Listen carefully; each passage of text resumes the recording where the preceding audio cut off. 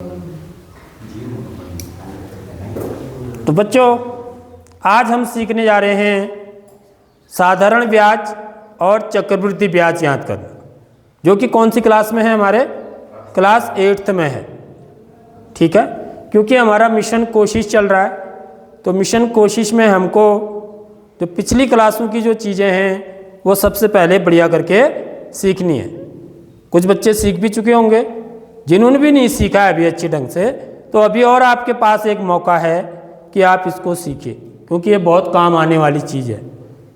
ठीक है, तो क्योंकि बैंक में, पोस्ट ऑफिस में जो भी हम लेन देन करते हैं, पैसे जमा करते हैं या लोन लेते हैं, तो वहाँ पर ये साधारण ब्याज और चक्रवृद्धि ब्याज का प्रयोग होता है। ठीक है, तो इस प्रश्न के माध्यम से हम इसे सीखेंगे।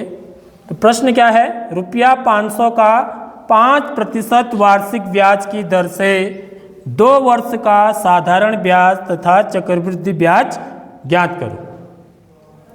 तो जो 500 रुपया होता है ना, इसको हम बोलते हैं मूलधन। क्या बोलते हैं? मूलधन। मतलब हमने ये पैसा माना बैंक में जमा किया 500 रुपया, ठीक है, और बैंक हमको ब्याज दे रही है। ठीक है, किसको क्या है? ब्याज की दर क्या है? इसको ब्याज की दर बोलते हैं, रेट ऑफ इंटरेस्ट। कितना है? 5%। तो 5% का मतलब क्या होता है? प्रतिशत का मतलब क्या होता है? प्रतिशत का मतलब क्या होता है?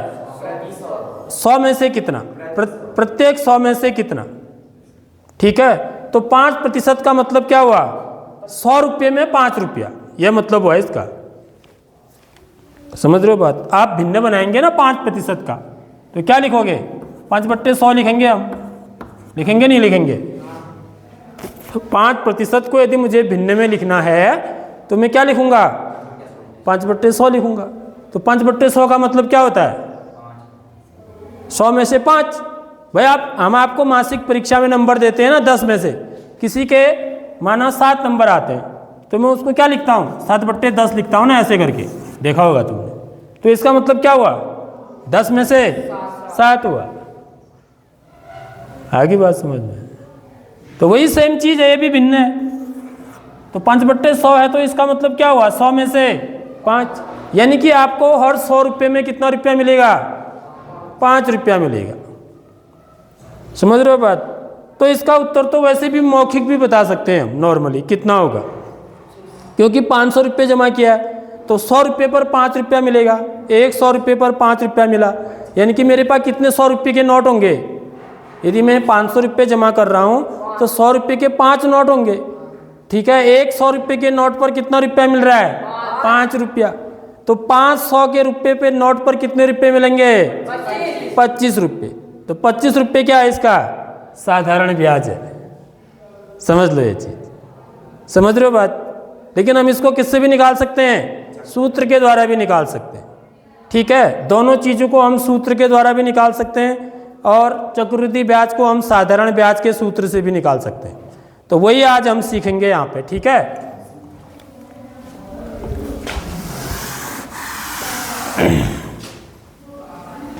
तो देखिए हल कैसे करेंगे। इसमें मूलधन, इसको क्या बोलते हैं अंग्रेजी में? प्रिंसिपल बोलते हैं। स्कूल का प्रिंसिपल नहीं। समझ रहे हो बात? क्या स्पेलिंग क्या बनेगी? PRINCIPLE बनेगी। वो PAL होता है शायद। स्कूल का प्रिंसिपल में स्पेलिंग PAL होता है, ये PLE होगा। ये अंतर होता है। ये भी प्रिंसिपल है, इसको मूलधन बोलते हैं। तो ये कितना है बच्चों हमारे पास?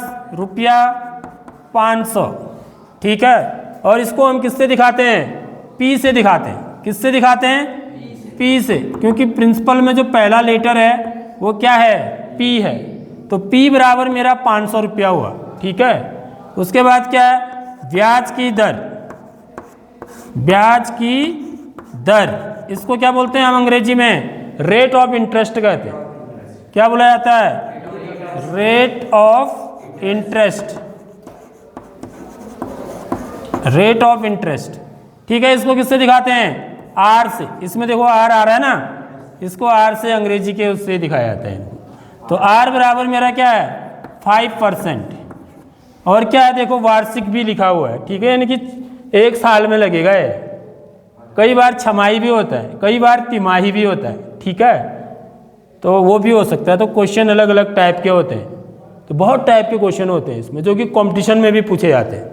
आप कोई भी प्रतियोगी परीक्षा दोगे, ठीक है, 12वीं के बाद भले पुलिस का दो, किसी और चीज़ का दो, तो वहाँ पर आपको ये सवाल अवश्य देखने को मिलेंगे। तो इसलिए जिसने अभी से सीखा होगा तो उसको दिक्कत नहीं आएगी। आप आर्मी का टेस्ट देंगे तो वहाँ भी मिलेगा आपको ये सवाल।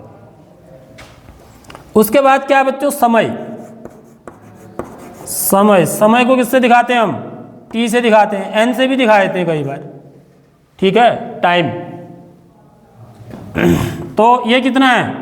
2 वर्ष,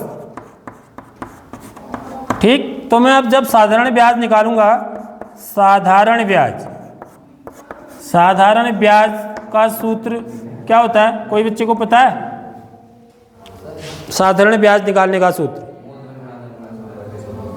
बिल्कुल सही, मूलधन गुणा दर गुणा समय बट्टे 100। Principal into rate of interest into time upon 100। यानी कि हिंदी में लिखूंगा मैं इसको, मूलधन गुणा दर गुणा समय बट्टे 100। ठीक है बच्चों, आगे बात समझ में? तो ये कितना हो जाएगा मेरा? देखिए, मूलधन कितना रुपया है? 500, गुणा दर कितना है?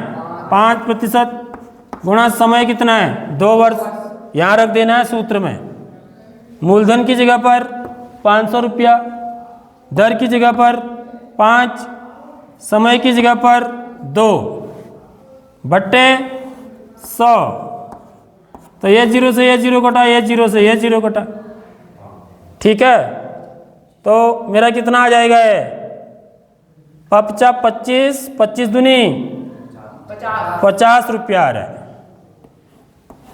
लेकिन हमने कुछ उससे निकाला था ना, हाँ 2 वर्ष का था ना, फिर वो ये तो 1 वर्ष का बताया हमने। 1 वर्ष का 25 रुपया मिलेगा, समझ में आ रही बात? क्योंकि वर्ष 2 है, तो 2 वर्ष का कितना हो जाएगा? 25 दूनी 50 रुपया हो जाएगा। तो ब्याज बराबर रुपये में लिखेंगे 50 रुपया। समझ में आ गई नहीं आई बात? तो हम मौखिक भी कर सकते हैं सवाल को, जो बच्चा अंडरस्टैंड करेगा। असली मेन बात यह है कि इसको अंडरस्टैंड करना, इसका मतलब क्या होता है। तभी मैंने इस पर बात करी, 5% वार्षिक ब्याज बोला मैंने। प्रतिशत का अर्थ समझ में आना चाहिए। प्रतिशत माने होता है 100 में से, प्रत्येक 100 में से कितना, क्योंकि 500 रुपये में 100 रुपये के कितने नोट होंगे? 5 होंगे। तो हर एक 100 रुपये पर 5 रुपया मिलेगा, 5 रुपये देगी बैंक आपको, ठीक है। तो आपने 500 रुपये जमा किए हैं, तो 500 के नोट डालें बैंक में ना। अरे 100 के मत डाले हों, 20-20 के ही डाले हों, लेकिन 100 के तो 5 बनेंगे ना जोड़े। हर 100 रुपये पर 5 रुपया मिलेगा। ऐसा जरूरी नहीं है कि आपने 100 के ही डाले हों, 50 के भी हो सकते हैं, 20 के भी होंगे, 10 के भी होंगे, ठीक है। लेकिन 100 रुपये पर 5 रुपया मिलेगा आपको, सीधी बात। तो 500 रुपये पर कितना हो जाएगा? 25 रुपया 1 साल का, और 2 साल का 25 दूनी, दूसरे साल भी 25 रुपये मिलेंगे, 25 दूनी 50 रुपया, ठीक है। तो मौखिक भी हम इसको हल कर सकते हैं, और यह सूत्र के द्वारा भी इसको हम हल कर सकते हैं।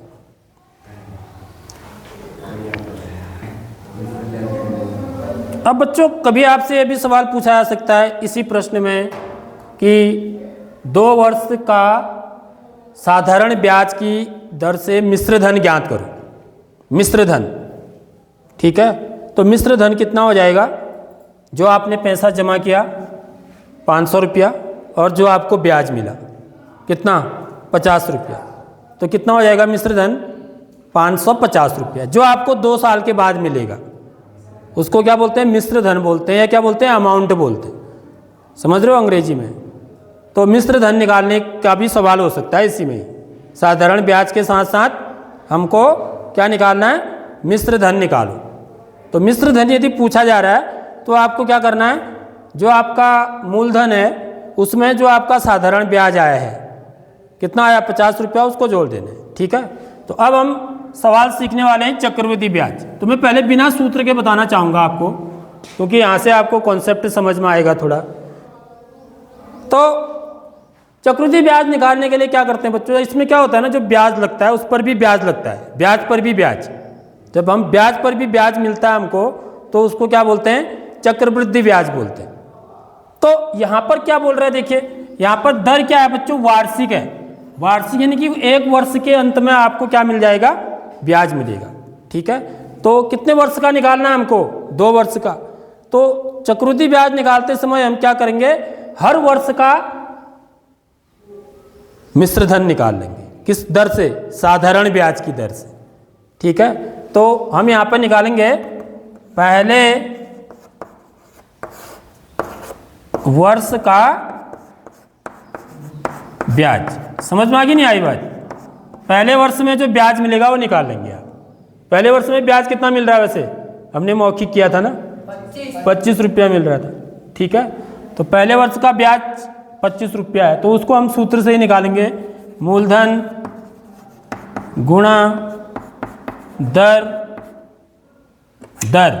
ठीक है, गुणा समय बटे 100।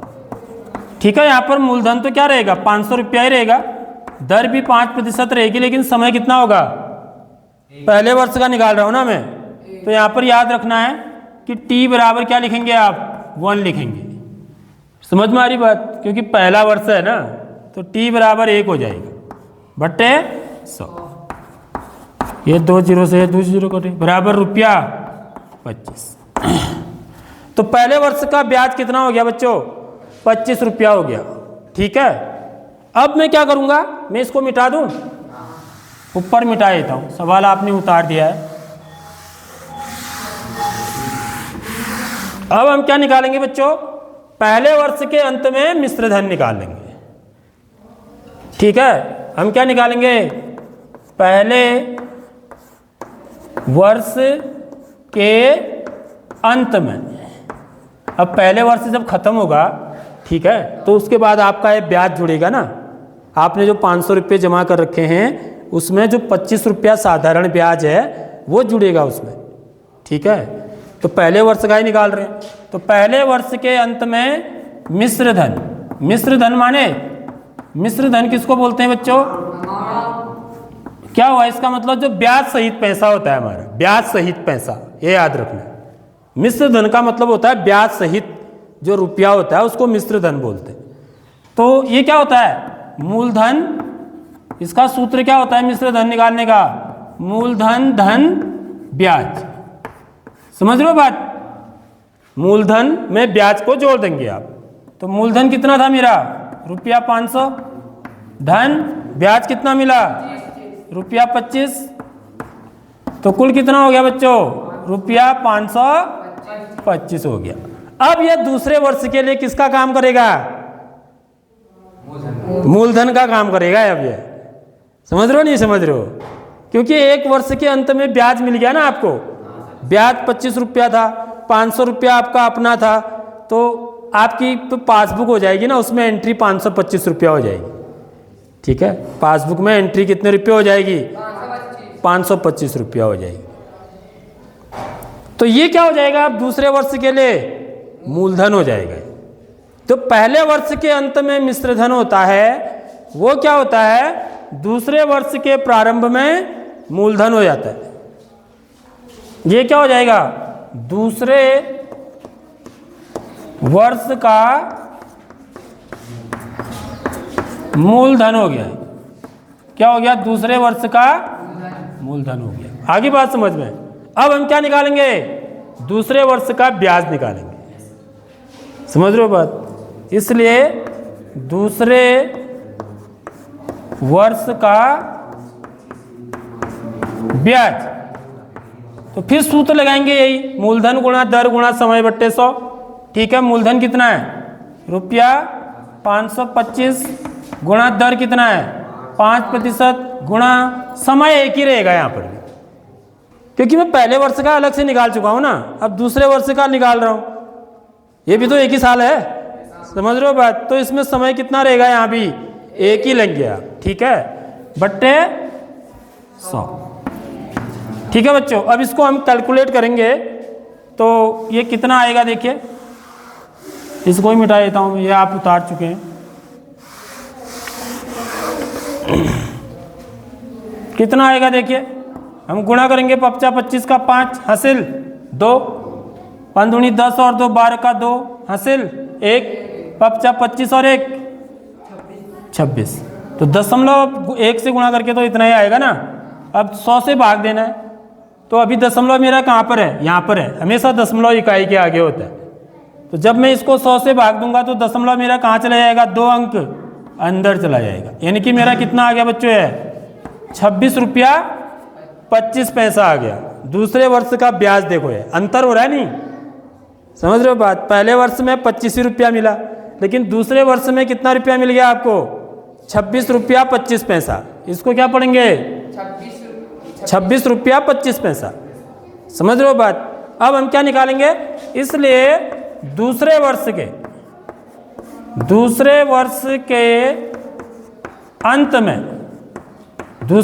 के अंत में मिश्र धन फिर लगेगा ना आपका ब्याज, इतना दूसरे वर्ष के अंत में इतनी ब्याज जुड़ जाएगा, किसमें, 525 में, ठीक है।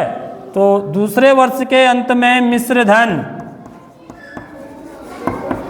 तो कई बार खाली मिश्र धन ही पूछा जाता है, तो आप खाली मिश्र धन ही लिखेंगे। वो कितना होगा, पहले वर्ष के अंत में जो मूलधन था कितना था, रुपया 525, धन रुपया 26 रुपया 25 पैसा, ठीक है। तो इसको जोड़ेंगे तो क्या आएगा, 0.25 तो रहेगा, ठीक है। तो 6 5 है 11 का 1 हासिल 1, 2 2 4 और 1 5, तो रुपया 551 रुपया 25 पैसा हो गया है। समझ में आ गई नहीं आई बात, कितना हो गया, 551 रुपया 25 पैसा। इसलिए चक्रवृद्धि ब्याज, अब हम चक्रवृद्धि ब्याज भी निकाल सकते हैं, ठीक है। तो इसलिए चक्रवृद्धि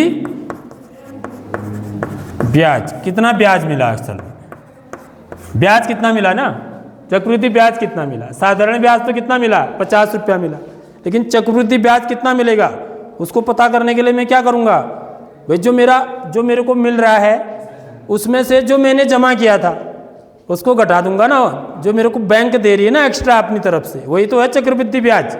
तो क्या करेंगे, रुपया 551 रुपया 25 पैसे में से रुपया मेरा अपना कितना था 500 घटा देंगे, तो मेरा कितना आ जाएगा बच्चों, है रुपया 51 रुपया 25 पैसा। तो ये मेरा चक्रवृद्धि ब्याज कहलाएगा, ठीक है। आगे बात समझ में।